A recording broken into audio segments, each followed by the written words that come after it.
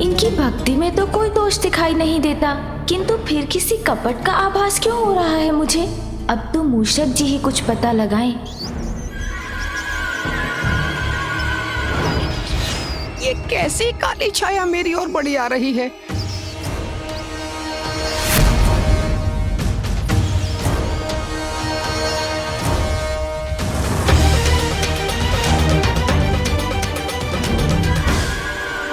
लड्डू, मुझे क्षमा कीजिए प्रभु, मुझसे लड्डू देखकर रहा नहीं जा रहा है। लड्डू, अरे अरे अरे वो देखो, एक दुष्ट मूषक, पकड़ो उसे, बच के जाना ना पाए। अरे ये तो मेरे पीछे ही पड़ गए। कहाँ जाऊं, कहाँ छिपूं? इधर उधर भागता रहा तो प्रभु कैसे ढूंढेंगे मुझे?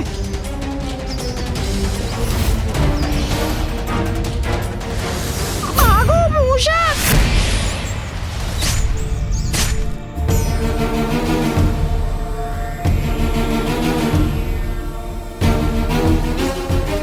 इतने सारे लड्डू, अद्भुत।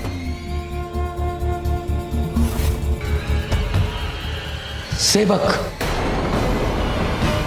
इस थाल में लड्डू कम क्यों प्रतीत हो रहे हैं? वो एक मूषक था स्वामी। क्या मूषक? हाँ स्वामी, उसी ने 2 लड्डू चुरा लिए हैं। इससे पूर्व कि मैं उसे रोक पाता, वो भाग गया। आप चिंता मत कीजिए, प्रतीत होता है मेरे वाहन मूषक जी लड्डुओं में से अपना भाग ले गए। अब ये लड्डू मेरे ग्रहण करने की बारी है। प्रभु, यदि आप हमें अनुमति दें तो अपने हाथों से आपको इन लड्डुओं का भोग करवाना चाहूंगा।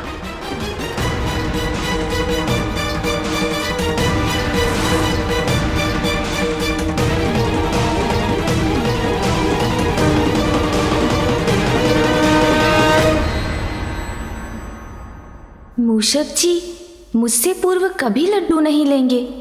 अवश्य वो किसी विशेष कारण से लड्डू उठाकर ले गए हैं।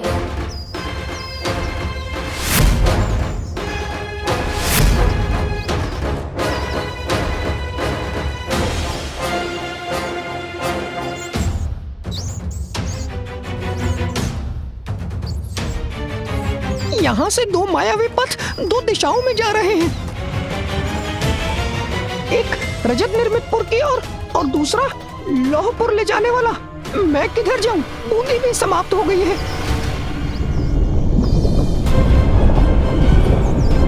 अरे ये सभी तत्व तो इस ज्वालामुखी पर्वत में प्रवेश कर रहे हैं।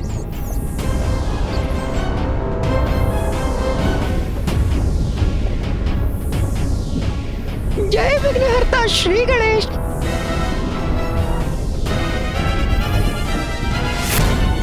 श्री गणेश, मेरी रक्षा कीजिए।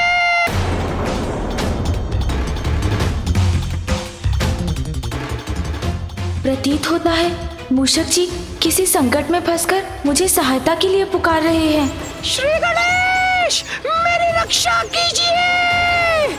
मूषक जी पर कोई संकट छाया है, उन्हें ढूंढकर उनकी रक्षा करनी होगी मुझे।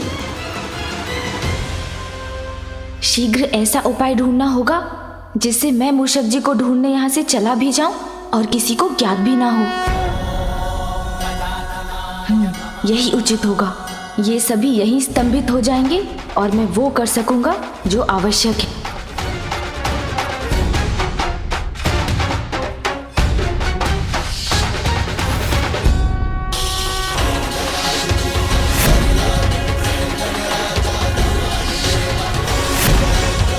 अब मैंने इन्हें स्तंभित कर दिया है।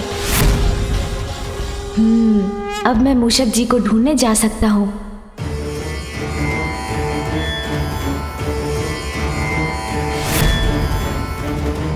चिंता मत कीजिए मूषक जी, गणेश ने आपकी पुकार सुन ली है। मैं आ रहा हूँ आपकी रक्षा करने के लिए। श्री गणेश, मेरी रक्षा कीजिए। यहाँ तो मूषक जी का स्वर सभी दिशाओं में गूंज रहा है। इसलिए वो किस दिशा में है ये ज्ञात करना कठिन है, किंतु कोई तो उपाय होगा। उन्हें ढूंढने में सहायक कोई तो सूत्र छोड़ा होगा मूषक जी ने।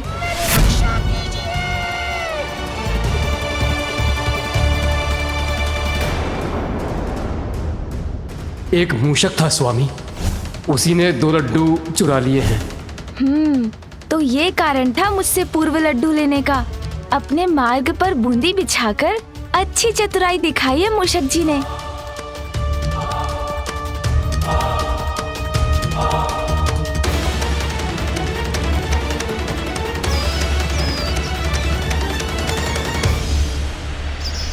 दोनों ओर से प्राणों का संकट छाया है मुझ पर।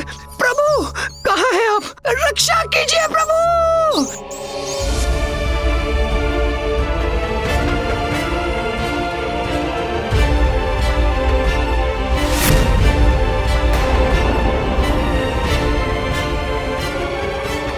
अब यहाँ से किस दिशा में जाकर ढूंढूं मूषक जी को? ज्वालामुखी, ताड़कासुर पुत्रों की इच्छानुसार मायासुर ने इस पुर का निर्माण किया था। अपनी इच्छानुसार कोई अपने पुर में ज्वालामुखी का निर्माण क्यों करवाएगा? हो ना हो, यही स्थान है जहाँ पर कोई रहस्य छुपा है।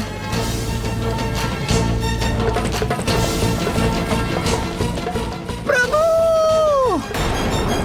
रक्षित कीजिए मुझे। प्रभु प्रभु। मूषक जी संकट में है, इन्हें मुझे रक्षित करना होगा। प्रभु मूषक जी चिंता मत कीजिए, मैं रक्षित करूंगा आपको। मैं आ रहा हूँ मूषक जी।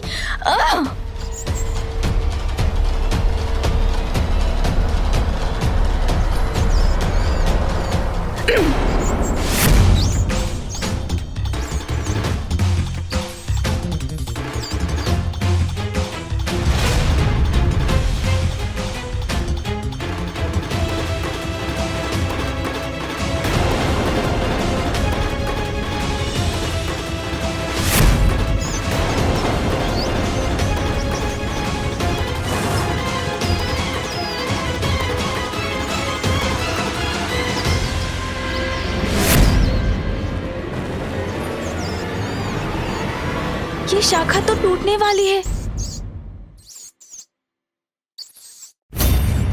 छोटे संकट से मुक्त हुए तो ये बड़ा संकट मुख खोले खड़ा है प्रभु। चिंता मत कीजिए मूषक जी, मैं हूं ना आपके साथ।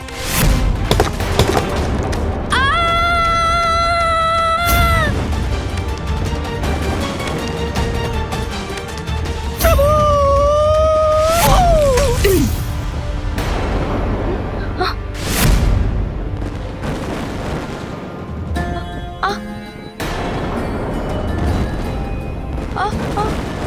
अरे अब तो ये शीला भी इस लावे में धसी जा रही है। ये तरंगे कहाँ जा रही है? प्रभु अब क्या होगा प्रभु? मूषक जी ऊंची छलांग लगाइए।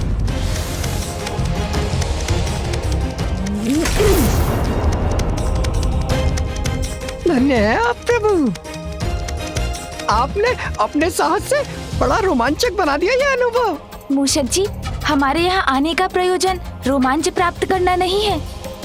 जो ज्ञात करने आए हैं उसके संकेत ढूंढिए। हाँ प्रभु।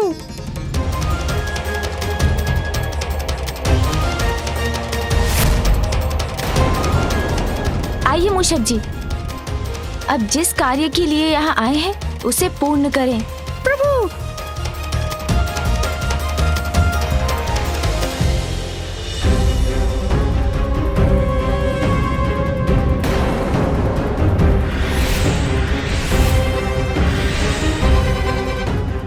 ये अपूर्ण असुर मूर्तियाँ क्या और क्यों है ये? कौन कर रहा है इनका निर्माण?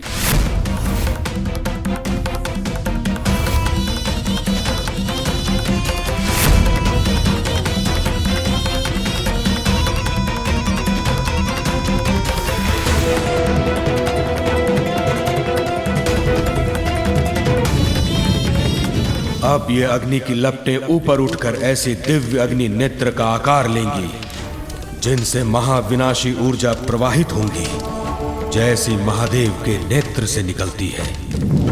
उस ऊर्जा से जो असंख्य असुर सैनिक देवताओं, पंचभूतों और त्रिपुर के तत्वों के मिश्रण से बन रही है, जीवित होगी और असुर सैनिकों में परिवर्तित होगी, जिसका विनाश असंभव है। जब तक ये पुर रहेंगे तब तक असुर सैनिक संपूर्ण संसार में असुर राज्य स्थापित करेंगे। शिव भक्ति की आड़ में इतना भयावह षड्यंत्र कौन रच रहा है?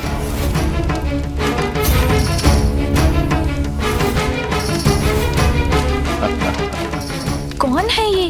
हर हर महादेव। मैं और त्रिपुरासुर मिलकर देवताओं का अंत कर देंगे और अनंत काल तक सर्वत्र असुरों का आधिपत्य स्थापित करेंगे। दैत्य गुरु शुक्राचार्य?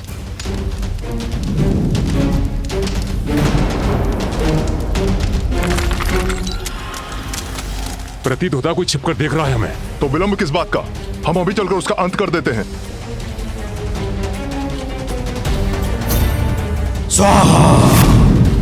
किसी षड्यंत्र की रचना हो रही है यहाँ, इसका आभास था मुझे, किंतु गुरु शुक्राचार्य की देखरेख में इतना भयानक षड्यंत्र रचा जा रहा है। यदि ये सफल हुआ तो सृष्टि से धर्म की नींव ही हिला देगा।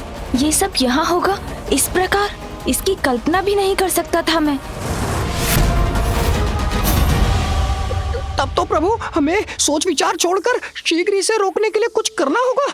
नहीं मूषक जी, जो भी करना है सोच विचार कर ही करना है। अभी त्रिपुरासुर अजय है। यदि ये यज्ञ सफल हुआ तो इन असुर मूर्तियों में जीवन का संचार हो जाएगा और एक ऐसी असुर सेना उत्पन्न होगी जिसे पराजित करना असंभव हो जाएगा। अच्छा प्रभु, बस आप इन मूर्तियों को लेकर चिंतित हैं? कारण मिटने से परिणाम भी नष्ट हो जाएगा। मैं इन असुर मूर्तियों को ही नष्ट कर दूंगा तो असुर सेना का निर्माण स्वतः रुक जाएगा। मूषक जी रुकिए, हमारे किसी भी कृत्य से इन्हें नहीं ज्ञात होना चाहिए कि हम यहाँ आए हैं।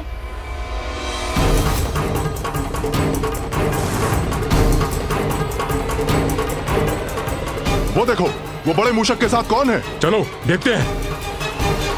अब देखिए प्रभु, मैं क्या करता हूँ। मूषक जी तो कुछ और ही समझ रहे हैं। शीघ्र इन्हें रोकना होगा।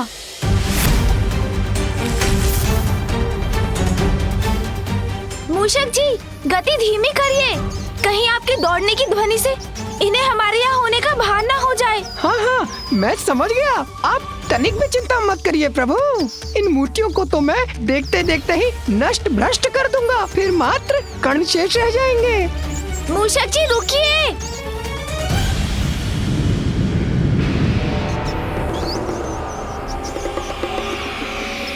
अरे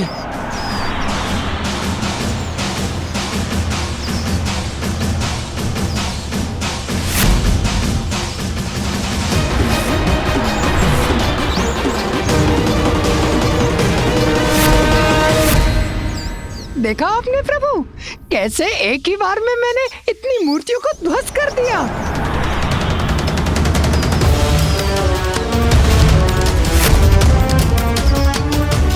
अरे ये असुर मूर्तियां तो पुनः बन रही हैं। इस उद्दंड मूषक को तो हम छोड़ेंगे नहीं। इसका अर्थ है इन मूर्तियों को नष्ट करना असंभव है। तो अब हम क्या करें?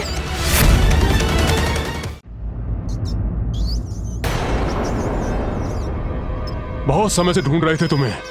अब आयो पकड़ में। बोलो तुम्हारा साथी कहाँ है? ये तो फंस गया मैं। अब तो प्रभु सहायता करेंगे तभी सुरक्षा होगी मेरी।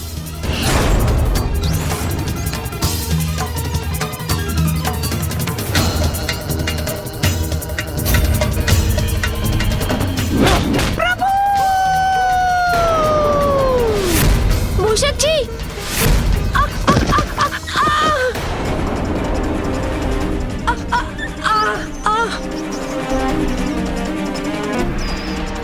अरे तुम दोनों फिर आ गए।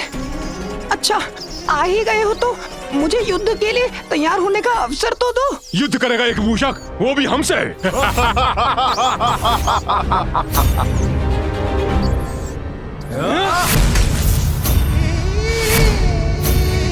अकेले नहीं है वो, मेरे साथ हैं मेरे वाहन मूषक जी। प्रभु थोड़ा शीघ्र आकर मुझे इनसे बचा भी तो सकते थे ना आप। हाँ अवश्य मूषक जी, किंतु फिर बिना सोचे विचारे कुछ करने का दंड आपको कैसे प्राप्त होता? सोच विचार तो तुमने भी नहीं किया, अन्यथा यहाँ आने की भूल नहीं करते गजमुख बालक। गजमुख अवश्य हो तुम, किंतु तुम्हें ज्ञात नहीं कि एक वास्तविक गज जैसा बल है हम दोनों में। अब हमारे हाथों मसले जाने के लिए तैयार हो जाओ तुम। इनके साथ युद्ध हुआ तो ध्वनि उत्पन्न होगी और ध्वनि से अन्य असुर भी सचेत हो जाएंगे। गुरु शुक्राचार्य को ज्ञात हो गया तो वो यज्ञ और भी शीघ्र पूर्ण करने में जुट जाएंगे और पिताश्री के भक्तों के पूर्व में उनकी अनुमति के बिना मैं यज्ञ में विघ्न डालने के लिए कुछ भी नहीं कर सकूंगा। इसलिए बुद्धि से कार्य लेकर इनसे छुटकारा पाना होगा मुझे। क्या हुआ गजमुख बालक? मैं के कारण जड़ हो गए क्या? आओ युद्ध करो हमसे। उचित कहते हैं आप। भय से मुक्ति का तो एकमात्र उपाय है आपसे युद्ध करना, किंतु उसका एक नियम होगा। युद्ध के समय किसी के भी मुख से एक भी स्वर नहीं निकलना चाहिए और यदि ऐसा हुआ तो उसे उसी क्षण पराजय स्वीकार करनी होगी। किंतु हम तुम्हारा नियम क्यों स्वीकार करें? मत कीजिए स्वीकार। वैसे मैं तो आपकी भलाई सोच रहा था, किंतु विचार कीजिए, यदि हमने ध्वनि उत्पन्न की तो गुरु शुक्राचार्य का ध्यान भंग हो जाएगा।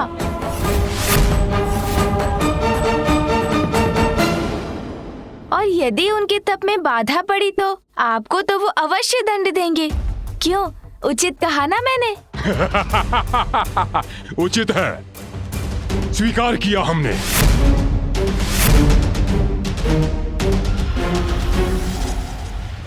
मूषक जी आप तो पीछे ही रहिए, ये युद्ध तो मुझे अकेले ही करना होगा।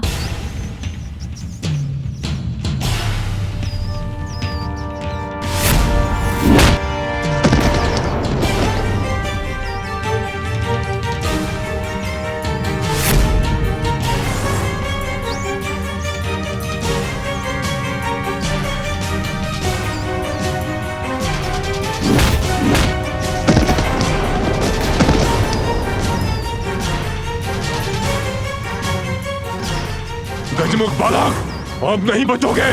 नहीं बचोगे तुम।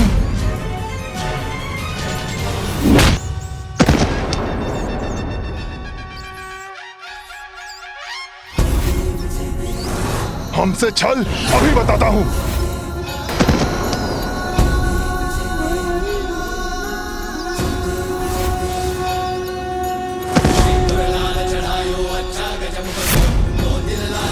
बहुत अच्छे प्रभु।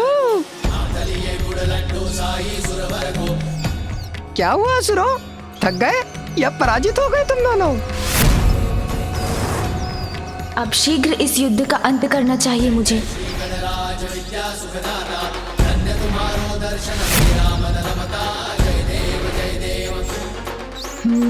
दहकता लावा है नीचे।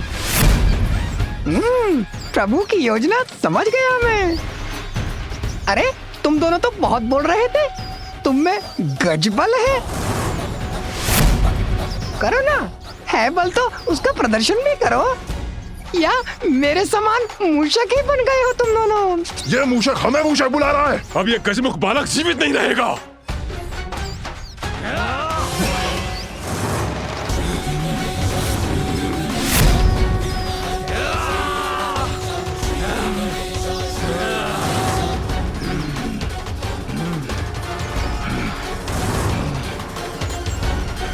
अब तुम्हारा अंत निकट है गजमुख बालक। प्रतीत होता है आप दोनों क्लांत हो गए हैं, इसलिए धीमे धीमे बढ़ रहे हैं। आइए और तीव्र बढ़िए, वार कीजिए मुझ पर।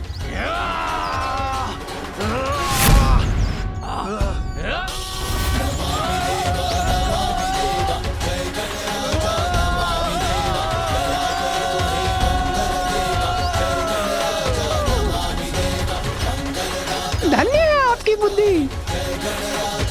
उनका तो अंत हुआ। आइए अब इस असुर सेना को भी नष्ट करने का उपाय करते हैं। पंचभूत और त्रिपुर तत्वों से बनी असुर सेना अब तैयार है। इसमें प्राण फूके जाने के लिए यज्ञ की अग्नि को और अधिक शक्ति देनी होगी, और इसके लिए मुझे और अधिक सामग्री और घृत की आवश्यकता होगी। शीघ्र जाओ और लेकर आओ ये सामग्री। अच्छा, तो ये योजना है आपकी। किंतु अब मैं भी देखता हूँ कि कैसे आपको समस्त हवन सामग्री मिलती है। पंचभूत और त्रिपुर तत्वों से बनी असुर सेना अब तैयार है। इसमें प्राण फूके जाने के लिए यज्ञ की अग्नि को और शक्ति देनी होगी, किंतु इसके लिए मुझे और हवन सामग्री और घृत की आवश्यकता होगी। शीघ्र जाओ, लेकर आओ ये सामग्री।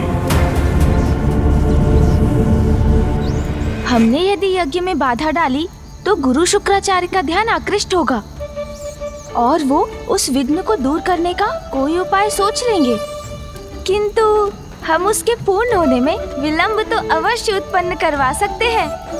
ये हमें सेवकों के वहाँ पहुँचने से पूर्व ही उस स्थान पर पहुँचना होगा जहाँ हवन सामग्री और घृत का भंडार है। चलिए मूषक जी, जिस ओर वो सेवक जा रहे हैं भंडार गृह भी अवश्य उसी ओर होगा। ओम नमो नमो नमो नमो स्वाहा। ओम नमो नमो नमो स्वाहा।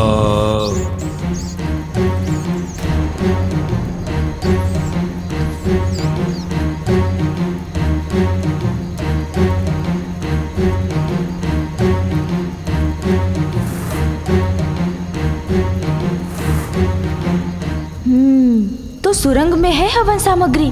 मुझे तत्काल कोई उपाय करना होगा ताकि असुर सैनिक वहां तक पहुंच ही ना सके। हाँ, ये उपाय तो अच्छा है।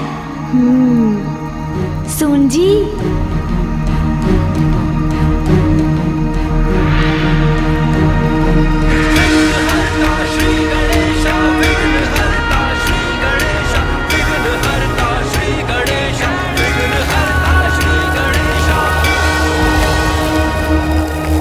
ये वायु प्रवाह कहां से उत्पन्न हुआ?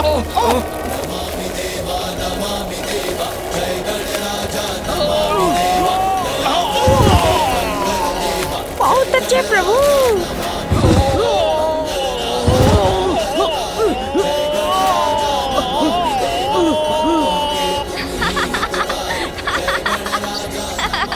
देखा मूषक जी, अब हमें जो करना है उसके लिए थोड़ा समय मिल गया।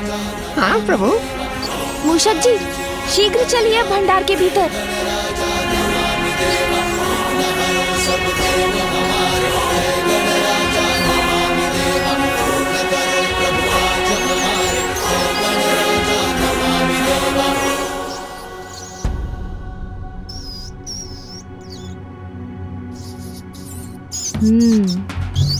प्रभु, यहाँ हवन सामग्री और घृत तो इतनी अधिक मात्रा में है। हाँ, जितना बड़ा षड्यंत्र तैयारी भी उतनी ही विशाल है, किंतु अब समय आ गया है विघ्नकर्ता के रूप में विघ्न डालने का। मूषक जी, वे असुर सेवक यहाँ पहुँचे उसके पूर्व इस सामग्री और घृत को समाप्त करना होगा हमें।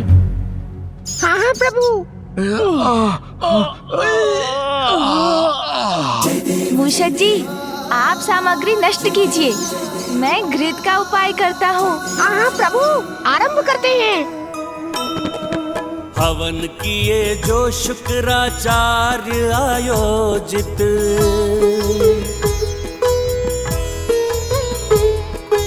जिससे हो देव नष्ट जग का हो अहित।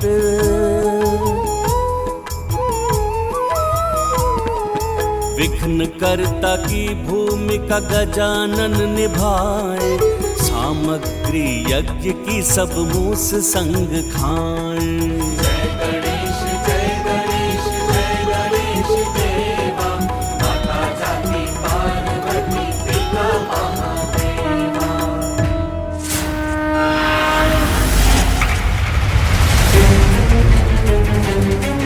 शीघ्रता करो, गुरुदेव प्रतीक्षा कर रहे हैं। शीघ्र चलो। हाँ हाँ मूषक जी, सारी सामग्री नष्ट कर दीजिए। असुरों के गुरु शुक्राचार्यों को प्रतीक्षा कराना उचित नहीं है। आगे बढ़ो। शीघ्रता कीजिए मूषक जी, असुर सेवक किसी भी क्षण यहाँ पहुँच जाएंगे।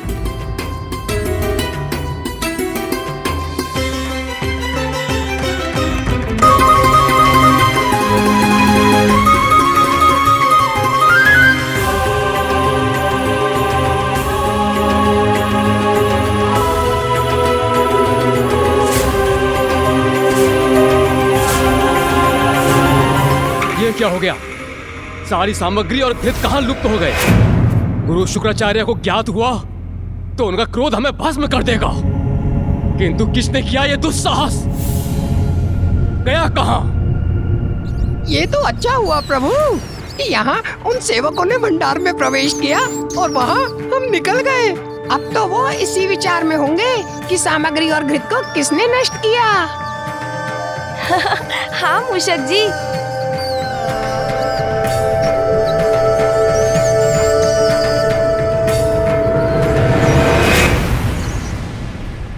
तो आइए मूषक जी, हम असुरों के इस अधर्म कार्य में थोड़ा और विघ्न उत्पन्न कर देते हैं।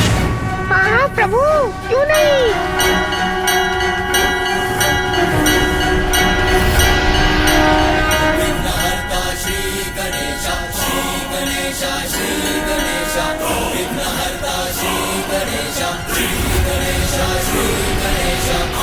अब ये कवच गुफा में समाहित होने वाले तत्वों की शक्तियों को रोकेगी। आगे बढ़िए मूषक जी।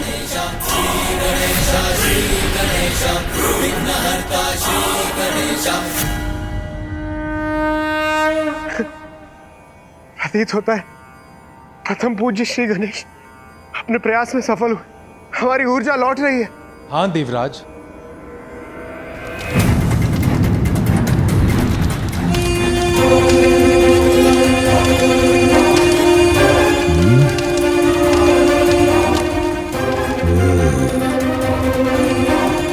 पंच तत्वों का प्रवाह क्षीण क्यों पड़ गया?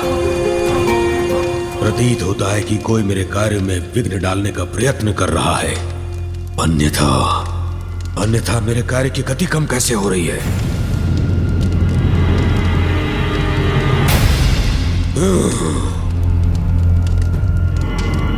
ओम ह्रीं ब्रह्म प्रीं द्रम स्वाहा।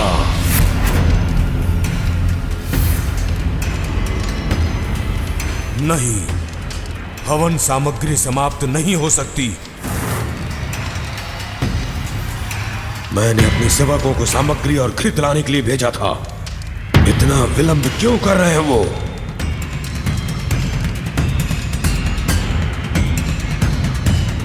अभी तक सभी स्तंभित हैं। मैं पुनः अपने स्थान पर बैठ जाता हूँ और इनका स्तंभन तोड़ता हूँ। क्या हुआ? आप रुक क्यों गए?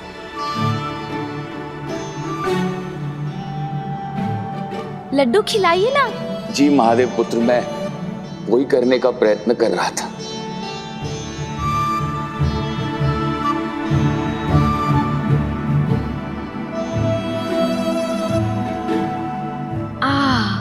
बस पर्याप्त है। क्या प्रभु, हम तो आपको लड्डू खिला ही ना सके। आपका तो एक ही लड्डू में उधर भर गया।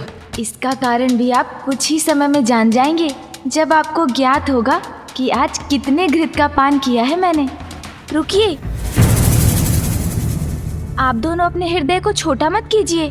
जो लड्डू तारकाक्ष जी ने मुझे खिलाया वो आप सबकी इतने श्रद्धा और भक्ति से पूर्ण था कि उसी से मेरा उदर भर गया। आप इन शेष लड्डुओं को त्रिपुर में प्रसाद के रूप में बंटवा दीजिएगा। जैसी आपकी आज्ञा प्रभु। अब आप मुझे अनुमति दीजिए।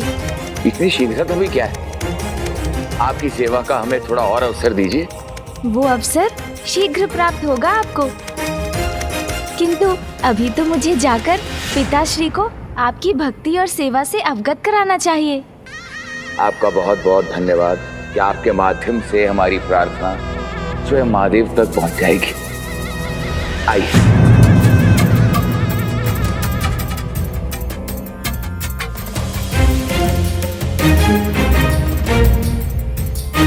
हमें अपने सानिध्य का सौभाग्य प्रदान करने के लिए शत शत नमन प्रभु।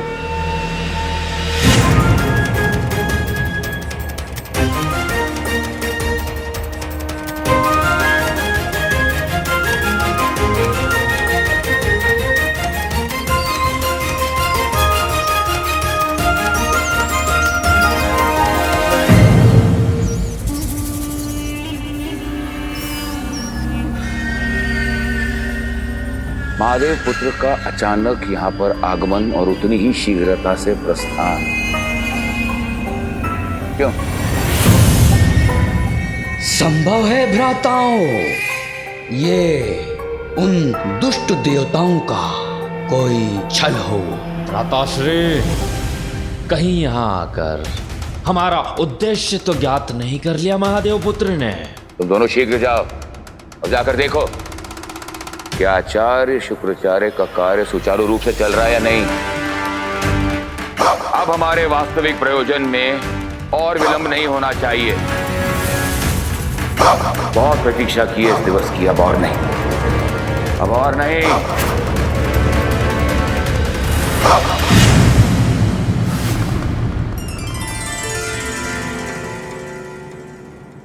प्रणाम पिताश्री। प्रणाम माँ। पिताश्री, त्रिपुर में आपके भक्तों से मेरी भेंट हुई और मुझे विश्वास है कि तुमने वहां कुछ भी अनुचित नहीं पाया। पिताश्री को केवल बोलकर नहीं, किसी अन्य प्रकार से समझाना होगा कि त्रिपुरासुर की वास्तविकता क्या है और वहां क्या चल रहा है। किंतु कैसे?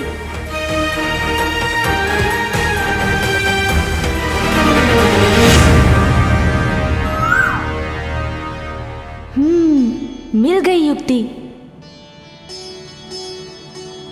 अवश्य पिताश्री, आपका विश्वास उचित है।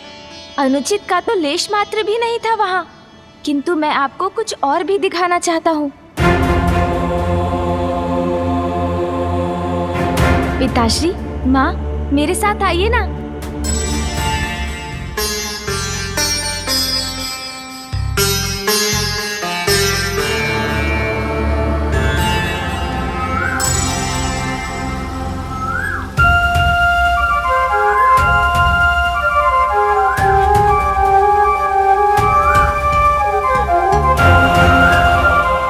देखिए ना, कितना कोमल, कितना सुंदर स्वर है इस कोयल का। हाँ माँ, किंतु अपने मधुर स्वर से सबका मन मोहने वाली इस कोयल के पंजे पर भी एक दृष्टि डालकर देखिए।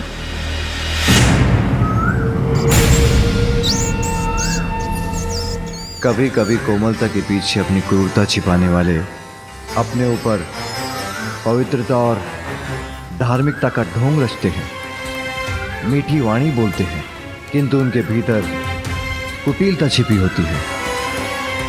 हमें कोयल के निकट लाने का तुम्हारा आशय मैं समझ गया पुत्र, कि इस कोयल के समान त्रिपुरासुर भी दोहरा चरित्र रखते हैं।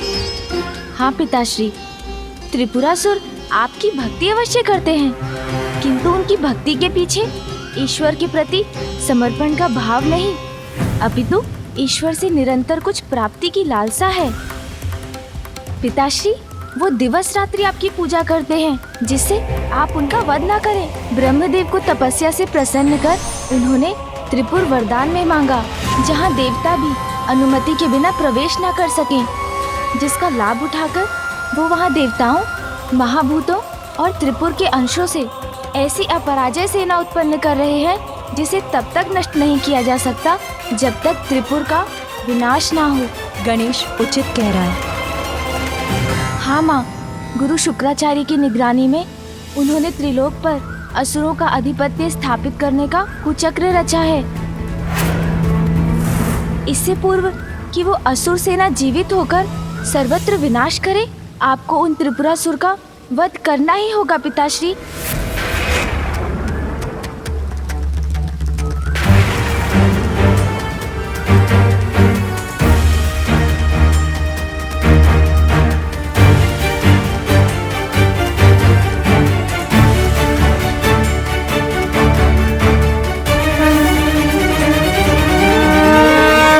मुझे दिखाई दे रहा है, त्रिपुर का नाश करने के लिए जो अनिवार्य स्थिति है वो अभी उत्पन्न हो रही है। स्वामी, यदि अभी आपने विलंब किया तो अगले सहस्त्र वर्षों तक त्रिपुर का नाश असंभव है।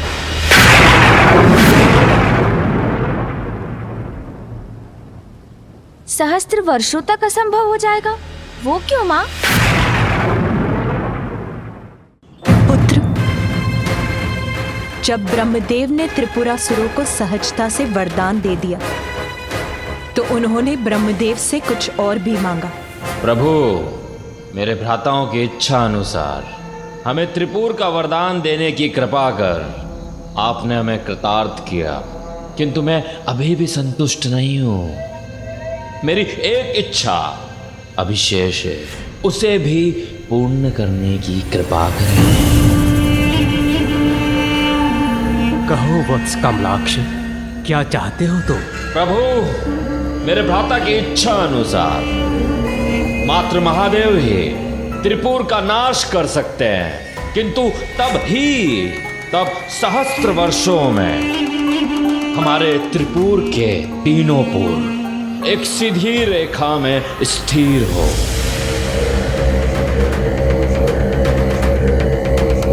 और जब शिवजी अपने एक ही बाण में हमारे तीनों पूरों पर प्रहार करे, जो बाण ना हो, और वो बाण उस धनुष से चले जो धनुष ना हो, और महादेव ऐसा उस रथ पर आरूढ़ होकर करे जो रथ ही ना हो। प्रभु, मात्र इसी अवस्था में त्रिपुर और हमारा विनाश संभव हो। तथास्तु, तथास्तु, तथास्तु।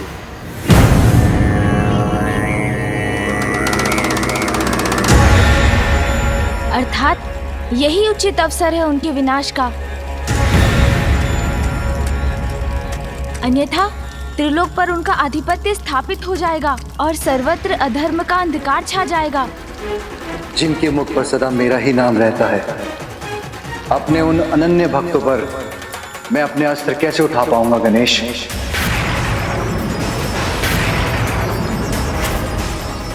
किंतु आपके वो भक्त तो संपूर्ण संसार का अहित करने की योजना बना रहे हैं पिताश्री। आपके प्रति उनकी भक्ति ढाल बनकर उनकी रक्षा कर रही है,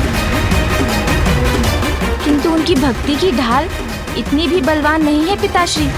पुत्र, तुम्हें जो भी उपाय करना है शीघ्र करना होगा, क्योंकि त्रिपुर अब एक सीधी रेखा में शीघ्र आने वाले हैं, और जितनी शीघ्र वो उस रेखा में आएंगे उतनी ही शीघ्र उस रेखा से बाहर भी चले जाएंगे। तुम्हारे पास कुछ ही पहर का समय है। माँ, मुझे ज्ञात है समय कम है। धर्मपरायण जनों का विघ्न हरता हूँ तो अधर्मियों और पापियों का विघ्न करता भी तो हूँ। कोई अनिष्ट नहीं होने दूंगा मैं, किंतु उसके लिए मुझे मामा जी की सहायता चाहिए होगी।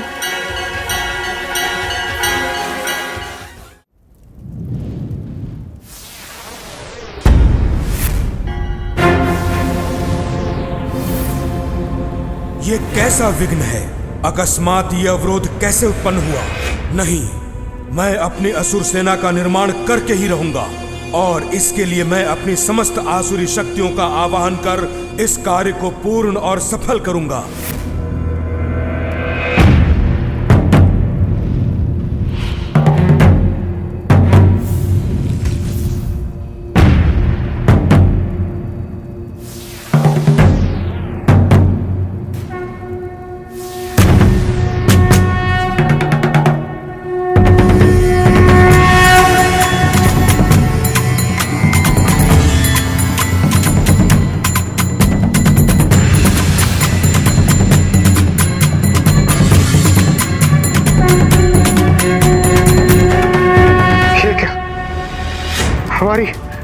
हमारी ऊर्जा पुनः क्षीण हो रही, अर्थात संकट अभी टला नहीं। हाँ इंद्रदेव। स्वाहा।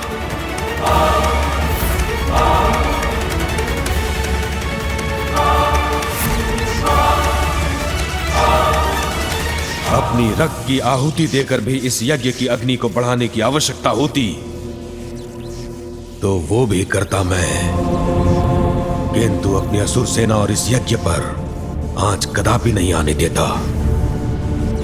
त्रिपुर के एक रेखा में आने के पूर्व इस असुर सेना को जीवित करूंगा, फिर त्रिपुर का कोई विनाश नहीं कर सकेगा। हर हर महादेव।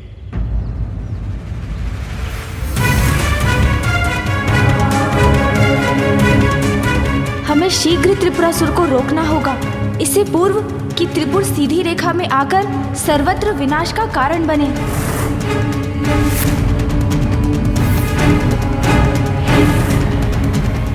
तुम्हें जो भी उपाय करना है शीघ्र करना हो, क्योंकि त्रिपुर अब एक सीधी रेखा में शीघ्र आने वाले हैं। माँ, मुझे ज्ञात है कोई अनिष्ट नहीं होने दूंगा मैं, किंतु उसके लिए मुझे मामा जी की सहायता चाहिए होगी।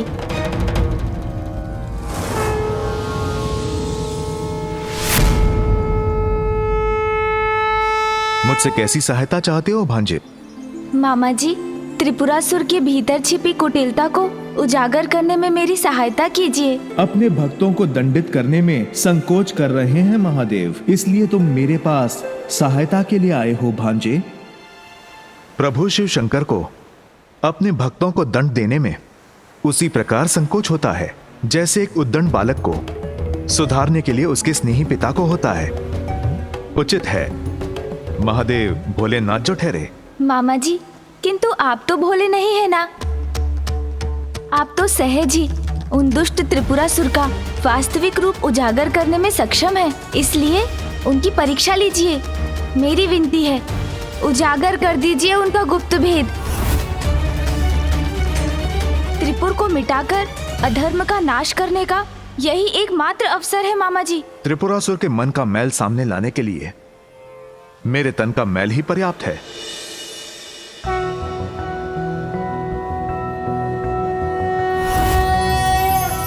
नारायणाय सुरमंडन मंडनाय, नारायणाय सकल स्थिति कारणाय, नारायणाय भवभीति निवारणाय, नारायणाय प्रभवाय नमो नमस्ते।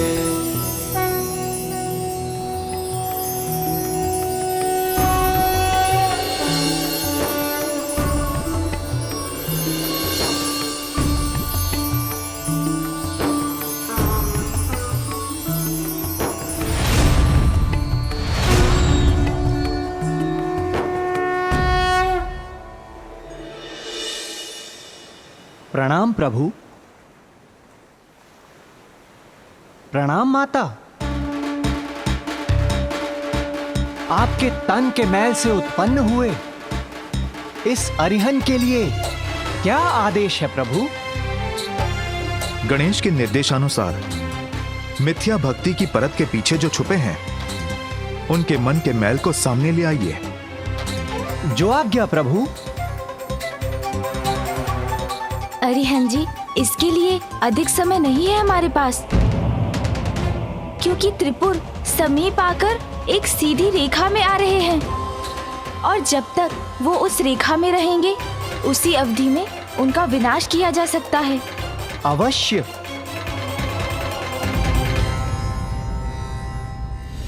त्रिपुर के एक रेखा में आने के पूर्व इन असुर सैनिकों को जीवित करूंगा, फिर त्रिपुर का कोई विनाश नहीं कर सकेगा।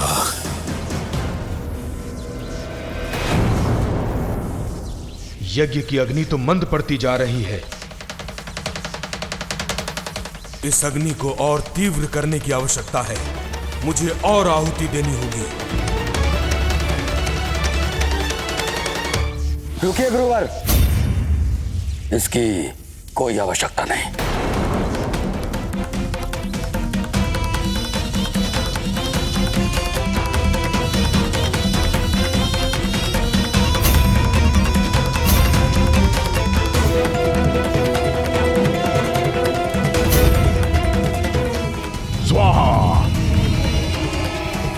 ओम नमो नमः।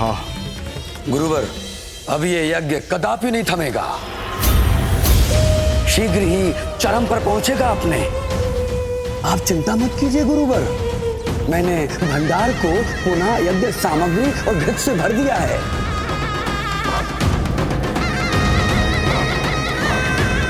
अवश्य ही भंडार में स्थित यज्ञ सामग्री को नष्ट भ्रष्ट करने का कार्य महादेव पुत्र के उस मूषक ने किया होगा।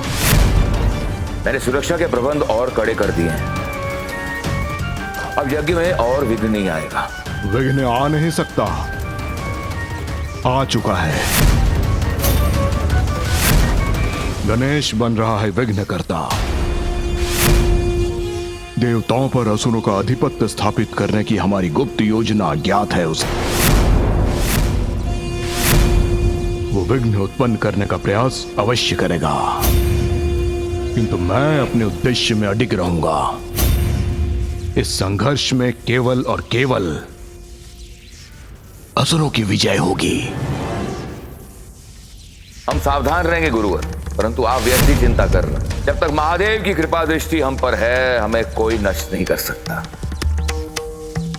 ये भक्ति का ढोंग हमें तब तक और ढोना होगा जब तक हमारे पूर्व सीधी रेखा से पार नहीं आ जाते, और जिसके बाद सहस्त्र वर्षों तक हमारा कोई अहित नहीं कर सकेगा।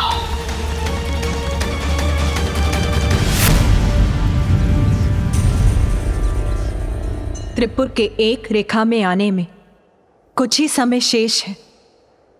ये अवसर बीतने से पूर्व पुत्र गजानन को कुछ करना होगा।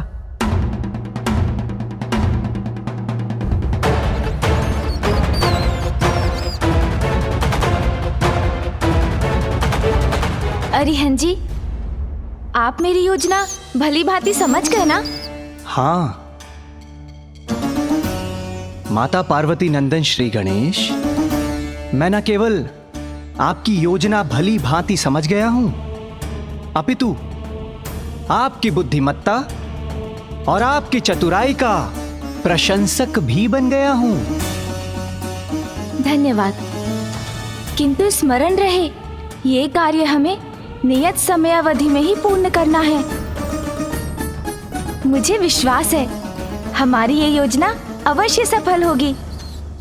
अवश्य श्री गणेश।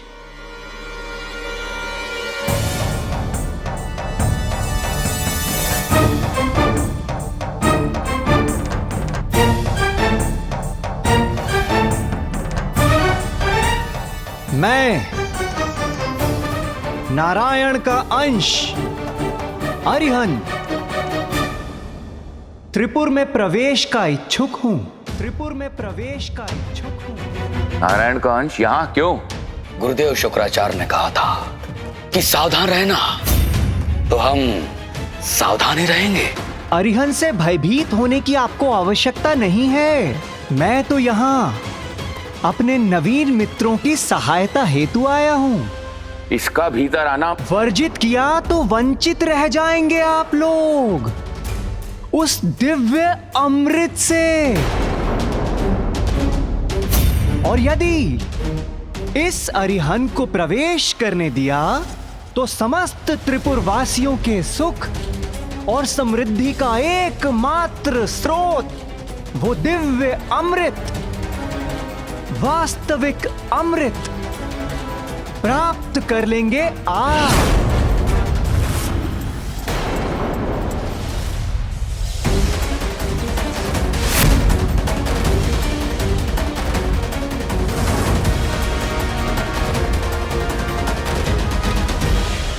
किंतु यदि आप तीनों को मुझ पर शंका है और यदि आपको वो दिव्य अमृत नहीं चाहिए तो मैं चला।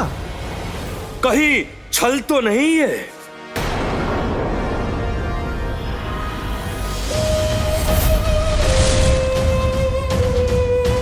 नारायण के अंश होकर उनके शत्रुओं के लिए अमृत क्यों लाए हो तुम?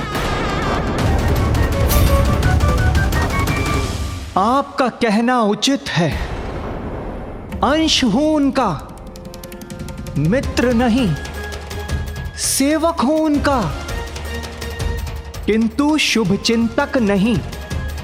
जिस प्रकार आप असुरों को कोई भी स्वीकार नहीं करता, ठीक उसी प्रकार इस अरिहंत का भी तिरस्कार किया है स्वयं नारायण ने। नारायण के मैल से उत्पत्ति हुई है मेरी, इसीलिए मुझे अपनी स्वयं की इस उत्पत्ति को वो आप असुरों के समान मैल ही मानते हैं। और इसलिए यह स्वाभाविक है कि मेरी और आपकी मित्रता हो जाए।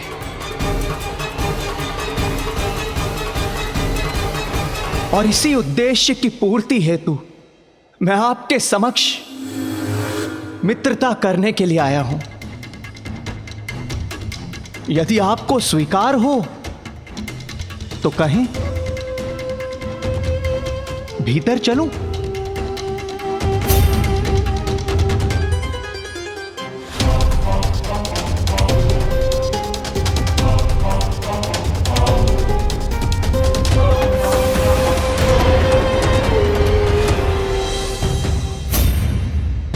अरिहंत जी तो अपने बुद्धि के बल पर त्रिपुर के भीतर प्रवेश करने में सफल हो गए। अब प्रतीक्षा है कि वो किस प्रकार उनका ढोंग सामने ला पाते हैं। तुमने हमसे असत्य क्यों कहा कि तुम्हारे पास वास्तविक अमृत है? प्रतीत होता है तुम्हें महादेव पुत्र गणेश ने भेजा है हमारी योजना भंग करने के लिए। और हाँ, त्रिपुर में प्रवेश पाने के लिए छला है तुमने हमें। कान जी, भीतर क्या हो रहा है ज्ञात करने में मेरी सहायता कीजिए।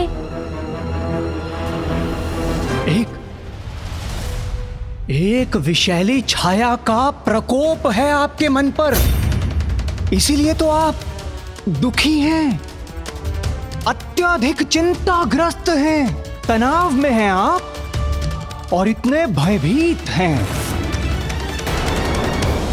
किंतु आपके दुखों का नाश करने वाला, आपकी इस विषैली छाया को हटा देने वाला दिव्य अमृत है अरिहंत के पास।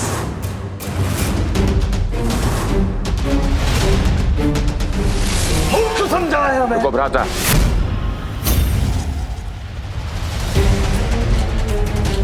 तुम कौन से विष को हटाने की बात कर रहे हो? हम तुम्हें एक और अवसर देते हैं। तुम हमें यह बताओ कि त्रिपुर वासियों के लिए तुम ऐसा कौन सा वास्तविक सुख लाए हो?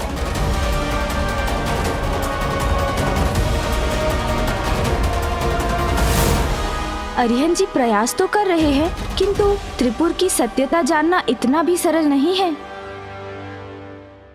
महादेव की भक्ति का ढोंग ये भी तो एक विष के समान ही है, किंतु उसी विष से मुक्ति दिलाने वाला दिव्य अमृत लेकर आया है अरिहंत।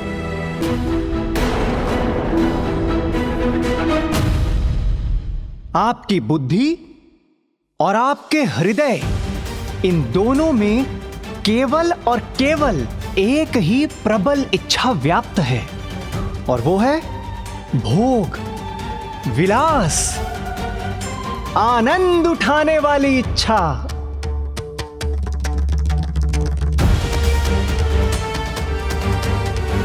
किंतु सत्य तो यह है, ये सब कुछ होने के पश्चात भी आप लोग भयभीत होने के कारण दरिद्रों की भांति अपना जीवन व्यतीत करने के लिए विवश हैं।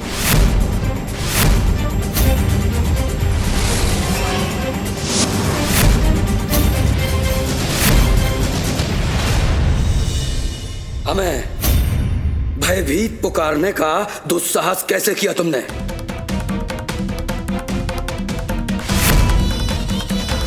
अरिहंत जी, आपको और भी युक्ति लगानी होगी।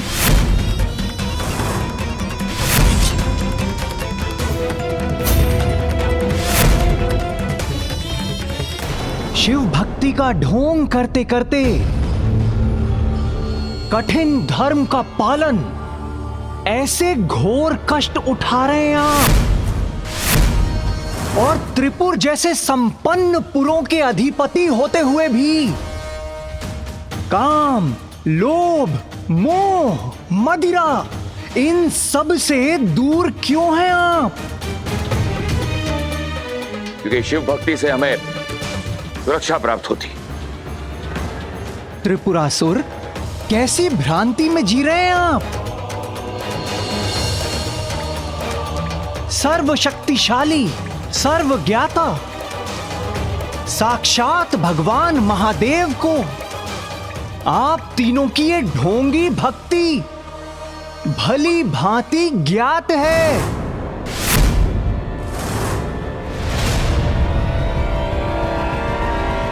किंतु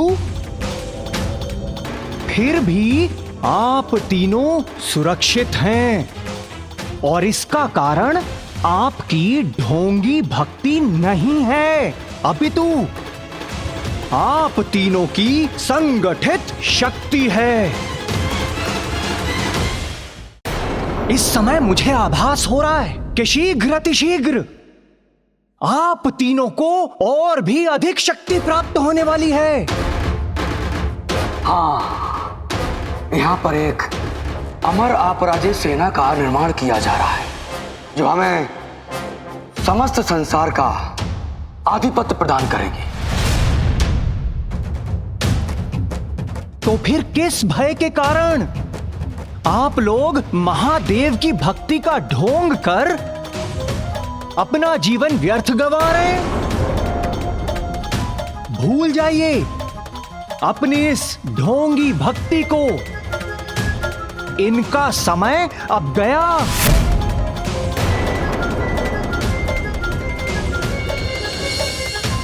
पहचानिए अपनी शक्तियों को। महाबलशाली त्रिपुरासुर हैं आप तीनों, और इसलिए अपना जीवन अपनी इच्छा अनुसार जीना प्रारंभ कीजिए।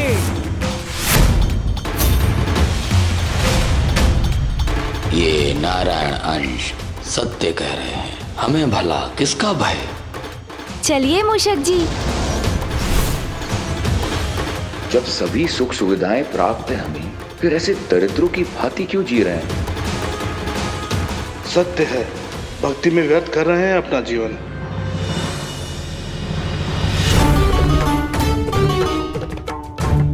पिताश्री, अब शीघ्र सत्य आपके समक्ष आ जाएगा, जब त्रिपुरासुर द्वारा आपकी झूठी भक्ति समाप्त होगी और सत्य शीघ्र आपके नेत्रों के समक्ष प्रकट होकर आपको विश्वास दिला देगा।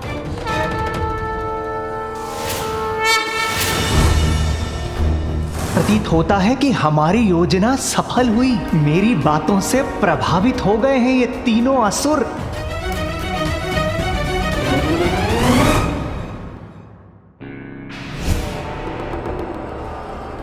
भ्राताओं, गुरुदेव शुक्राचार्य ने हमें सचेत किया था, इसलिए हमें इसकी भ्रमजाल में नहीं पड़ना चाहिए।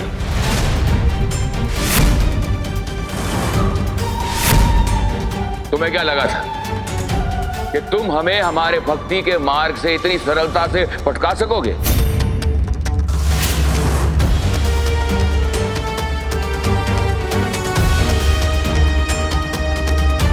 पुत्र, मेरे भक्त किसी भी स्थिति में भक्ति के मार्ग से नहीं डिगेंगे। आपको विश्वास दिलाने के लिए मुझे कुछ और प्रयास करना होगा।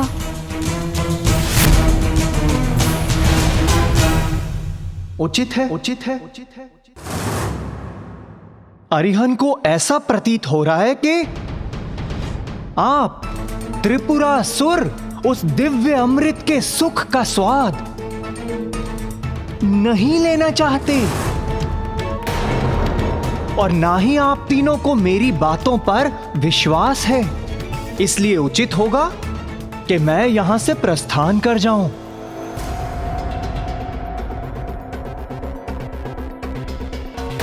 कोई अमृत नहीं है तुम्हारे पास, इसलिए अमृत के नाम पर हमें मूर्ख बनाने का प्रयास कर रहे हो।